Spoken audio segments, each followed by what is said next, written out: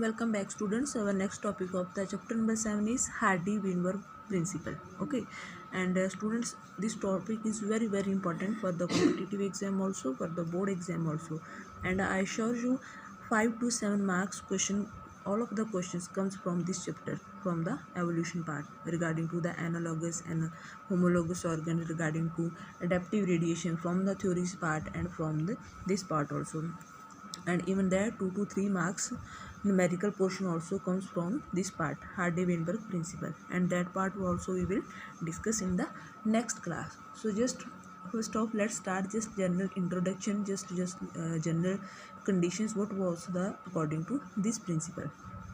Okay, so let's start. First of all, Hardy and Weinberg principle.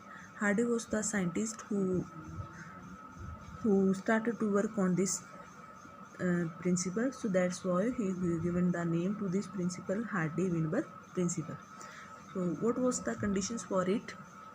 The first one and most important conditions for it was, for a given population of frequency of occurrence of allele, this term is important, allele of a particular gene present on a specific locus can be calculated. It is a very easy if you will go through the revision 3 to 4 times, then this topic is very important and very easy for you. Okay, so first of all, you see here, it is the equation. This principle can be represented mathematically as follow. Okay, this is the equation for the Hardy-Weinberg principle. P plus q square is equal to p square plus 2pq plus q square and is equal to 1. What does it mean? First of all, you should know the difference between gene and allele. Here is also written term allele. All of you know gene is a part of a DNA. It is a segment of a DNA. For example, if we are taking an example for the tall plant, and always we write the tall plant capital T capital M, means that what is its genotype or what are its genes, capital T or capital T. Now only one capital T, we are writing it with two capital T. Capital T, it is a genotype or the gene for the particular trait. Now what is its allele? Only one capital T, that is the allele, and second T again, that is the separate allele. Both of these allele, when these combines, then these forms the gene. Okay, allele plus allele is equal to gene, and again gene is a part or segment of a DNA. Now here P and Q are the alleles. Allele frequency means its proportion, how much proportion it is present in the population. It is a P and Q. Now what is a P square? P square is a frequency of homozygous. Students, there are two terms, one is a homozygous and second is a heterozygous. You have studied in the 10th class also. Homo means, again I am coming to the capital T example. If both are capital T, okay, then it is a homozygous. Homo means same, zygous means it's a trait, capital T. When both the alleles are same, then it is a homozygous. Like same way, if both are small t, again it's a genotype, both the alleles are same, then it is a homozygous. But when both the alleles are different, like here one is a P and second is a Q, okay, and in case of tall plant, like one is a, if one is a capital T and one is a small t, and now both the alleles are different, then this the condition is known as a heterozygous condition.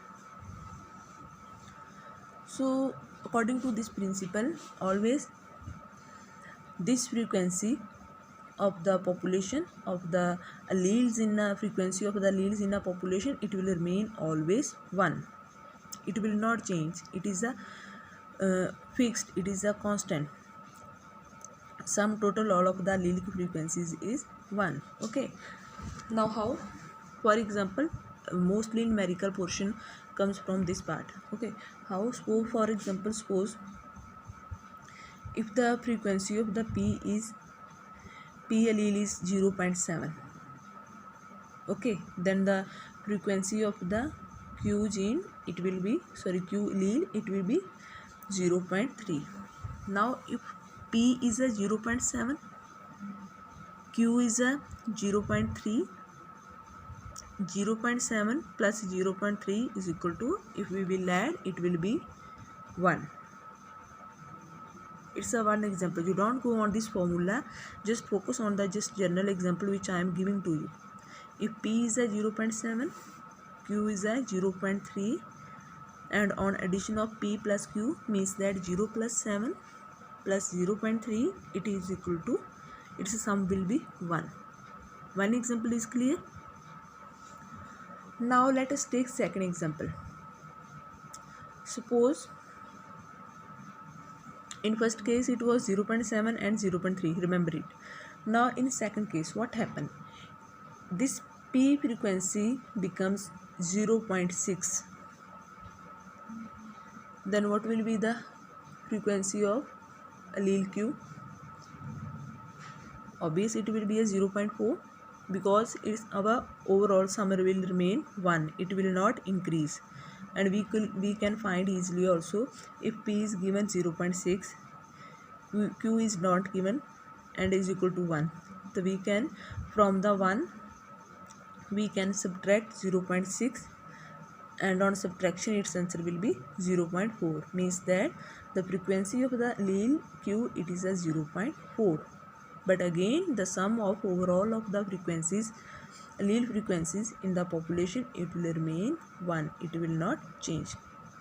Basically, I want to explain to you this thing, that the sum of the overall allele frequencies in the population is 1. It will not change. Okay. So it was the just general about the principle of Hardy-Weinberg. Then here is a one term again written. According to this principle states that allele frequencies in a population are stable. This point is make explain to you already. Stable means it will remain always 1 and constant from generation to generation. Okay. And in all of these lines, this phenomena is explained. What I has explained to you now. The frequency is usually fixed and remains the same through different generation. Okay, all of these things are same. Now next point, it was just general about its principle and its formula. Next point, I has given to you example that P and Q values, PQ, all of these things can change in a population, and if these will change means that there will be a variations in the population, and if there are variations in the population, then it will cause evolution, means that in the population evolutionary change will happen. Okay, because these are the homozygous allele and this is the heterozygous allele, and if all of these will change, then variations in the population will come, and if the variations will come, then the evolution will take place. Now students, this question is very very important, and mostly 2 to 3 marks questions are fixed from this part. It was from the now till the point I explained to you just general point, general formula for the Hardy-Weinberg principle. Now there are so many factors which can affect the Hardy-Weinberg equilibrium. Now let's start. What are those factors? These are the 5 points. I will explain all. One is a gene migration, second is a genetic drift, third mutation, fourth genetic recombination, and fifth one natural selection. These are the 5 factors which affect very hardly to the Hardy-Weinberg equilibrium. It is also known as Hardy-Weinberg principle or Hardy-Weinberg equilibrium. Now you should remember all of these points are very important, and you should know these points by name. Okay, and because in the competitive exam mostly question comes from this part, there will be options are given, and question will be which factors are there which affect the Hardy-Weinberg equilibrium, and if you know these 5 points, then you can give its answer easily in the AIIMS, even that in the NEET or UGC exams, all that. Now what are the, first of all, what is a gene migration? Migration means, generally if we discuss, migration means to move from one place to another. Now here is a term written, gene migration or gene flow, means that when the genes will migrate from the one when the population will migrate from one place to another, obviously its genes will go along with it and its frequency will change in the original as well as in the new population. Means that you can take example from the buffaloes, wild buffaloes or wild beast. Okay, they are living in a one forest. Wild beast, they are living in a one forest, but because of some reason maybe there is a deficiency of food, there is a deficiency of water. All of the populations of the beast, it moves to the another forest. Okay, now what happened? Its population migration takes place. Okay, here is a written, population migrates to another place. Okay, population migrate to another forest. Now obvious gene frequency will change. How? Because in first forest where they was living, there will be a only few organism of the wild beast, or most of the organism from the wild beast, they will shift to the second forest. Obvious, in the first forest its population will decrease, and in the second forest population of the wild beast, that will increase. And by this way their gene frequency also in the first forest decrease, and in the second forest where they has migrated, its population of gene frequency, that will increase. Okay, sorry students, wait for a second. So by this way gene migration take place, and it will cause variations of the allele frequency in the population. And again, if the variations in the allele frequency in the population will take place, and it will cause a evolution. Second point is a genetic drift. Genetic means genes, drift means changes. Okay, changes in a gene frequency which occurs randomly. Randomly means it can occur at in any population, it is not fixed. Okay, or by chance. By chance means suddenly, it is known as a genetic drift.